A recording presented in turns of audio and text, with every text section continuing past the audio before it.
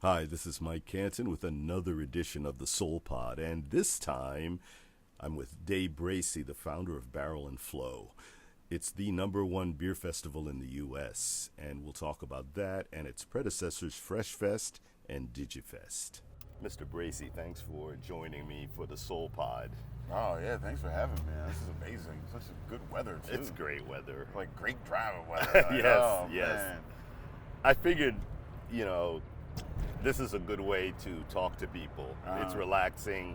We get to see your environment. You take me through your history, through views.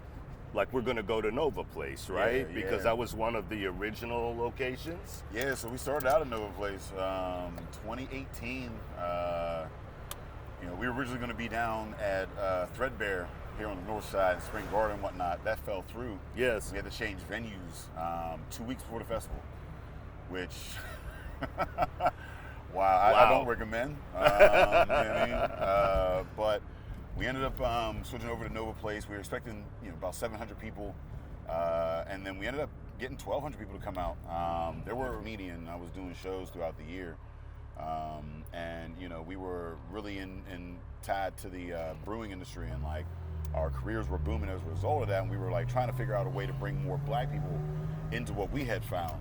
Yes. And because all arts and entertainment across the world, their number one funding is alcohol. You go to the venues, whether it's sports, whether it's music, whether it's theaters, things of that nature, or whatever. You're very much funded by alcohol. Yes. But as black folks, we're at the end of the supply chain. As a comedian, I was bringing people to the door, but I wasn't actually making money on the other side of the bar. So we were, once we started making money on the other side of the bar and striking deals with the suppliers, we started getting to rooms that we normally wouldn't get into, and our brand grew, more exponentially as a result. So we were like, how do we bring more people into this? And Fresh Fest was that answer, with the festival and whatnot. But we didn't expect it to be what it was, or what it is. Is this year-round planning at this point? Yeah. So it's year-round planning. It happens, primarily in that 3 days. It's expanded to a week. But throughout the year, as a comedian, I'm like, I'm performing, I'm hosting, I'm traveling around and like speaking, talking about how we built, Fresh Fest, Barrel and Flow and whatnot.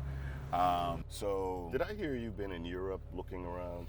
So we did Barcelona and Flow here recently. Oh, so it happened. It already happened. So wow. we were in April. Barcelona called, and they said, "Hey, we love what you're doing there. We see the U.S. is like, on the cusp of cutting edge of craft beer, and since you're the number one fest in the country or whatever."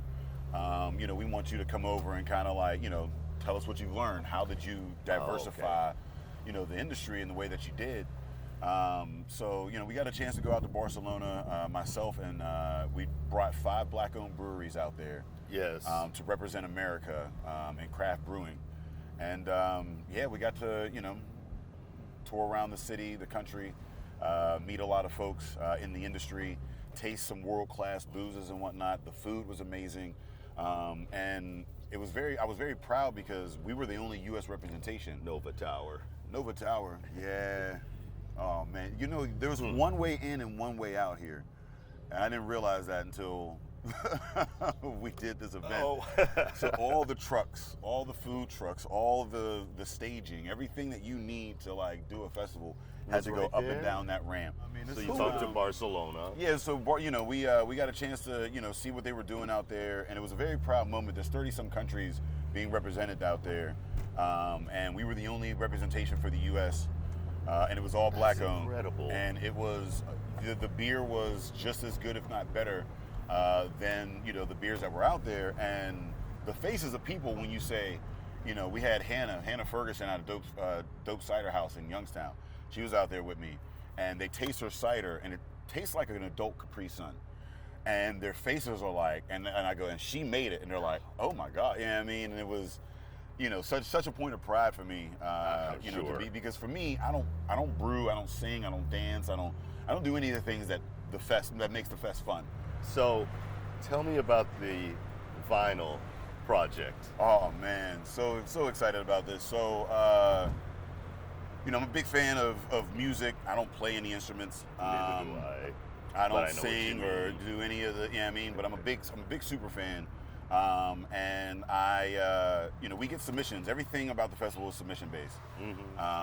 And I went through the submissions, and I was like, I want to put together a commemorative album for Barrel and Flow 5.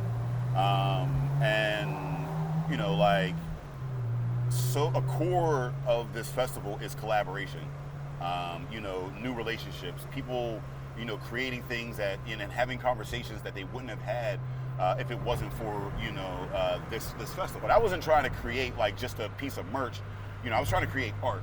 A vinyl that like you can't get digitally. Yes. That you can only hear, on the wax and whatnot. I got the idea, Mac Hami, a rapper. I wanted one. Like, I was like, oh man, I wish I would have. Man, I would want one of those, right? A piece of art like that, exclusivity. Right. And in the age of digital downloads and whatnot, you kind of lose that. A lot of artists don't have, we used to have mixtapes back in the day, CDs even. Like, so many artists don't even have physical copies of their work and whatnot. So I finally, got some grant funding, and I reached out to 10 acts, and I said, hey, would you want to work with these folks? Like, sent them their music and whatnot, and said, I'll pay you guys. I'll put it, get the studio, mix and mastering.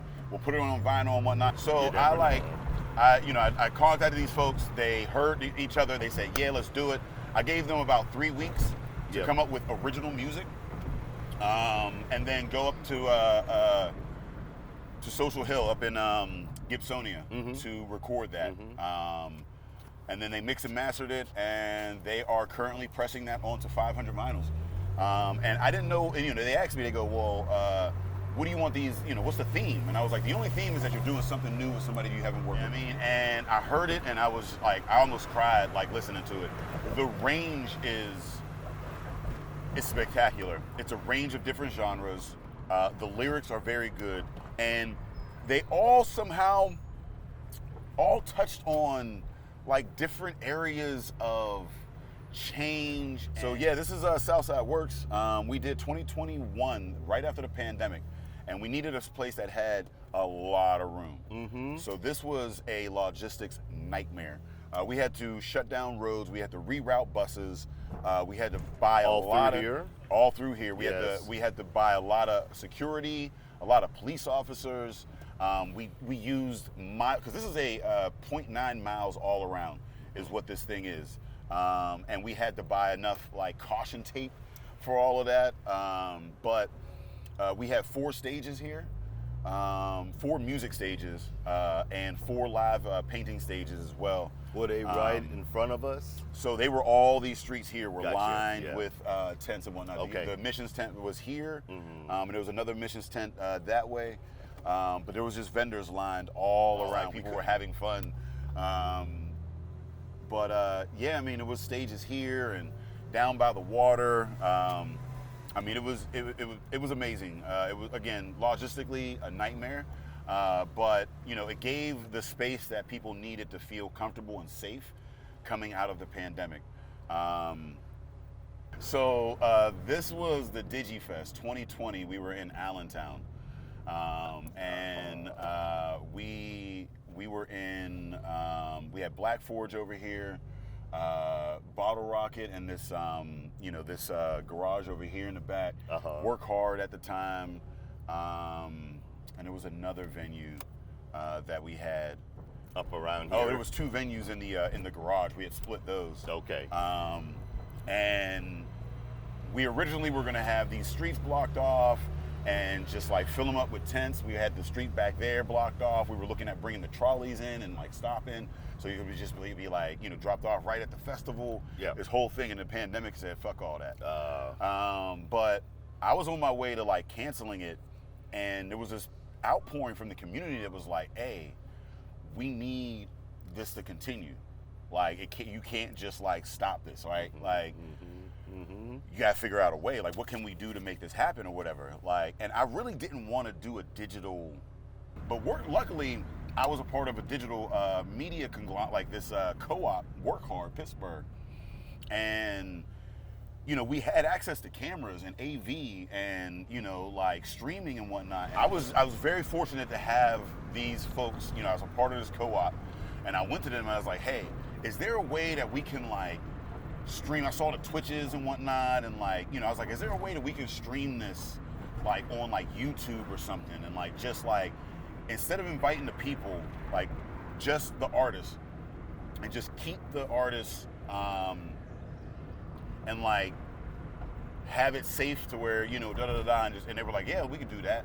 So I talked to HereCore, I talked to all these different folks, I talked to like doctors and everybody that knew anything about science and and whatnot. I was like, hey, I'm thinking about doing this, is this safe? And what we did was we set it up in a way where every venue had there was never more than 15 people at a venue at any given time, and every microphone was switched out after each use, and all the waiting areas were outside, and people were staggered on time, so they weren't showing up when there was more than or whatever. So we made sure that people were masked, separated, and safe throughout the entire time. And then we brought cameras in and we streamed them to YouTube, and we had 6 channels. We had a cooking channel, so we had chefs come in and like cook with beer.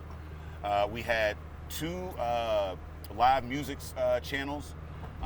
We had 2 DJ channels, and the DJs were paired with live artists, so it's switching back and forth from live DJs and then live painting going on. And then we had a live brewing section, a live brewing channel, where we had brewing happening and then interviews with brewers as the brewing was happening and whatnot.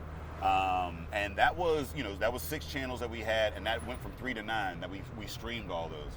And we ended up selling about 1,000 tickets, and we had beer brewed with like locally, collaboration with folks and nationally, and then we had those brews shipped out to 25 states. These furries. Oh, we caught a furry. So wow. And it's like looking back all like seductively or whatever, and it's like, yo, what is happening over here? That's staying on tape. The look back. Yes, I ain't never had a furry look back at me like wild. Well, so yeah, I'm very excited about the album and the boat ride this year. A friend of mine. So a friend of mine. Barrel and Float. Barrel and Float. Again, man, I wish I came up with these ideas, but one of my friends from Florida one night listened to the podcast, Drinking Partners, and that's how a lot of this started. Was me and Ed and Drinking Partners podcast, and we'd always say in lieu of rates and reviews online, we'll take shots of Henny, and he came up with some Henny White. Get it from the islands and whatnot, and he would bring up a bottle every year and one for the festival. And a couple of years ago, he goes, before he leaves, he goes, man, you guys got some great rivers down here. You know what you need to do, brother? You need to get on one of these boats, do a little boat ride, call it Barrel and Float. So this is it. It's right here. This is the beginning of Barrel and Float, and this is our home until it's not. Yes. So we start out here. We have a big VIP tent here. Only 250 tickets for VIP, and that VIP is a 3-day, situation, conferencing, bottle share throughout the day, the after party, and the brunch. But you get a tent, you get your own bathrooms. It's catered. There's food, exclusive boozes and whatnot. And then we have our STEAM section here, and the STEAM section is science, tech, engineering, art, math. We got live brewing. We got Science Center is coming out.